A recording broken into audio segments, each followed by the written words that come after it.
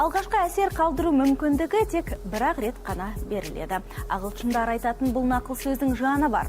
Осы қағиданы естен шығармайтын әйелдер баршылық.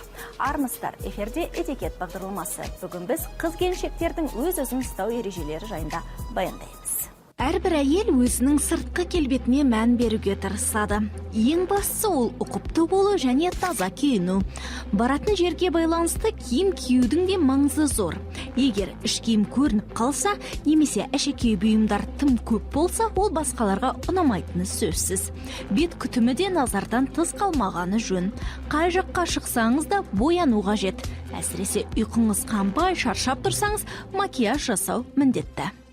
Я никогда не устану повторять, что в макияже самое главное. Боянған кезде бет реңінің маңызы зор. Егер ол кіршіксіз таза болса, кірпік пен жақты бояп қойған жеткілікті. Бояумен ерінге жағатын далапты таңдағанда табиғи түстерге басымдық беріңіз. Жыл мезгіліне байланысты әрбір әйел адам сөмкесінде ең қажет деген косметикалық заттарды ұстауы тиіс. Олардың арасында опа, беттегі жылтырды алып тастайтын майлықтар мен далап бар. Үйден шықпас бұрын боянып алыңыз. Оны қоғамдық орындарда немесе көшеде жасауға болмайды. Ең болмағанда жуынатын бөлмеге барғаныңыз жөн. Этикет бойынша әйел адам басқалардың көзінше тек айнаға бір қарап алуына рұқсат етілген. Орындыққа отырмас бұрын белдемшені дұрыстап қою жаман әдетке айналған. Шын мәнісінде бұл әрекетке тыйым салынған. Егер сіз өзіңіз байқатпасаңыз, ешкім киіміңіздің олқылықтарына назар аудармайды да. Сырт көрінісіңізге байланысты уайымдап, орынсыз қимыл жасай берсеңіз, қоршаған адамдар оны көріп, сіздің сенімсіздігіңізді байқап қалады. Дұрыс отыру мәдениетін әркім біле бермейді. Жақындарыңыздың арасында қалай отырсаңыз да болады. Бірақ бөтен адамдар отырғанда орындыққа жатып алып, аяқты созып қою әдепке жатпайды. Әйелге тізесін бірге ұстап, аяғын жинап отыру әрдайым жарасымды. Егер ұзақ отырсаңыз, арқаңызды түзеп, басыңызды көтеріп, аяғыңызды жақын қойыңыз. Ал сырт көзбен қарағанда аяғыңыз ұзын болып көрінсін десеңіз, оны креспен қойып, тізеңізді сәл бүгіп қойыңыз.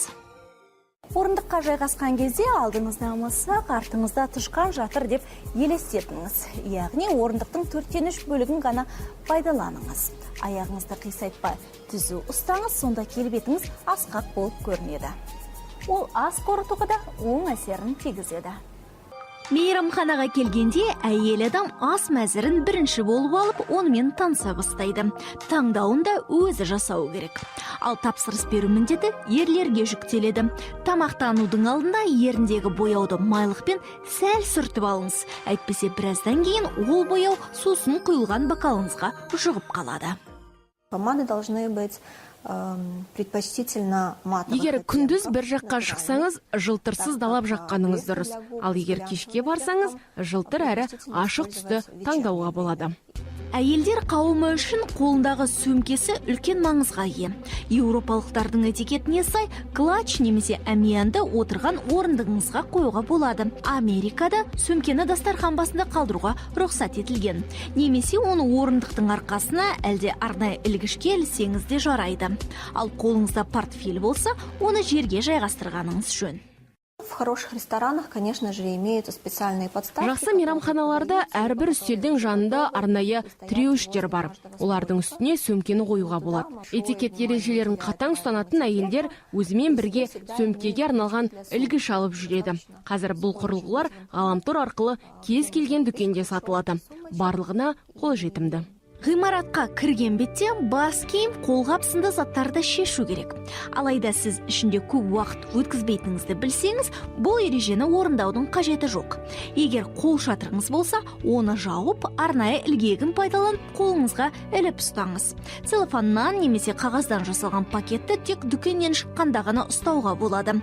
Оны сөмке ретінде пайдалануға тыйым салынған. Ал ғимараттан шыққанда көлікке отырсаңыз, жүргізушінің артындағы орынды таңдаңыз. Жаныңызда ер адам болса, ол жаныңызға жайғассын.